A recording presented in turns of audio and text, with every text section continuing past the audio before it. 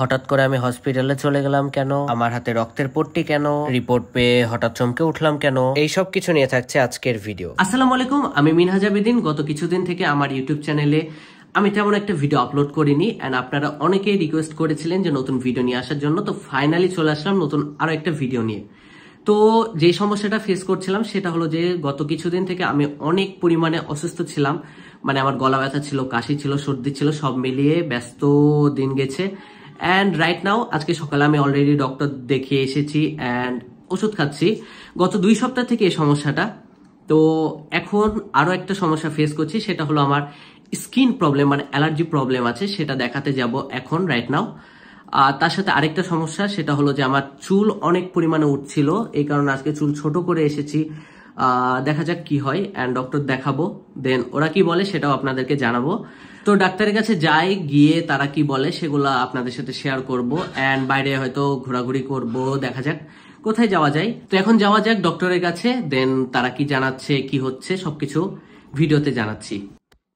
বাসা থেকে আমি আর আমার আব্বু রওনা হয়ে যায় মেডিপ্যাথের উদ্দেশ্যে। এটার লোকেশন হলো সিএনবি থেকে একটু সামনে গেলেই এটা পেয়ে যাবে। এরপরে সরাসরি চলে গেলাম ডাক্তারের কেবিনে। যাওয়ার পরে মূলত 4টা থেকে 5টা মতো টেস্ট ধরিয়ে দিল। এখানে মোট 3 বোতল রক্ত নেওয়া হয়েছিল 3টা টেস্টের জন্য হয়তো। এরপরে আসলাম কোর্ট স্টেশনে, কারণ এখানে একটা নতুন স্ন্যাক্সের দোকান খুলেছে যেটার নাম হলো 29 ক্যাফে। দেন ছোট ভাইকে দিয়ে কিছু অর্ডার করে ফেলি, আর অর্ডার করার পরে এখানের ইন্টেরিয়র ডিজাইন গুলো আমরা দেখছিলাম। তো কম বাজেটের মধ্যে বেশ ইউনিক খাবার এখানে পাওয়া যায়, সো জিনিসটা খুবই ভালো লেগেছে। তো ফাইনালি বাসায় চলে এসেছি, বাইরে অনেকক্ষণই সময় কাটালাম, কিছু টেস্ট দিয়েছিল ডক্টর, দেখলো অ্যান্ড এই যে ব্লাড নিয়েছে অনেকগুলা, মানে প্রায় 3 বোতল, মানে ছোট ছোট এই সাইজের বোতলগুলা টোটাল 3টার মতো নিয়েছে। আর দেন এখনো রিপোর্ট পাইনি, মানে এখন বাজে মেবি 10টা, আর 10টার পরে এখনো আমি কোনো রিপোর্ট পাইনি।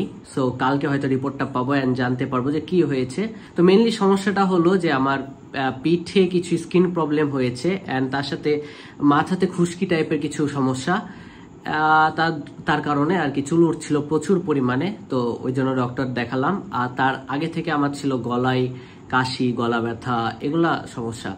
সো এগুলা দেখালাম, এখন ওষুধ চলবে, বললো যে এটা লং টাইম পর্যন্ত চালাতে হবে, লাইক 1 বছর 1.5 বছর মতো সময় নেবে, তারপরে বলতে পারবো যে আর কি টোটালি ফিক্স হয়েছে এরকম, বাট রেজাল্ট কিছুদিনের মধ্যেই পাবো।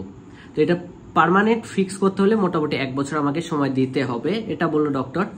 তো দেখা যাক এখন এটা চালাবো। সো মোটামুটি এই ছিল আজকের ভিডিওটা, মানে আমার ডাক্তারের কাছে কেন যাওয়া লেগেছিল, কি কারণে, অনেকে আমাকে জিজ্ঞাসা করছিলেন। সো আশা করি বিষয়টা বুঝতে পেরেছেন। সো কথা বাড়ছে না, চলেন আজকের মূল ভিডিওটা শেষ করে দেওয়া যাক। দেখা হচ্ছে নতুন কোনো আরো একটি ভ্লগে।